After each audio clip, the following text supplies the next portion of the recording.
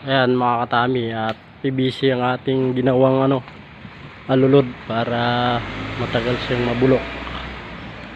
At pakita lang natin yung gawa natin kahapon. Polycarbonate yan. Kaso hindi na namin na ipakita yung paggawa at mahirap yung pwesto. PVC yan mga katami.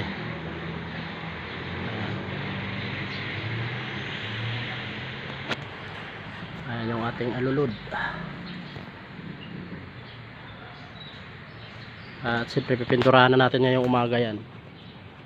Mga solar, yun yung ating mga ginagawa. Lagay tayo ng solar panel. So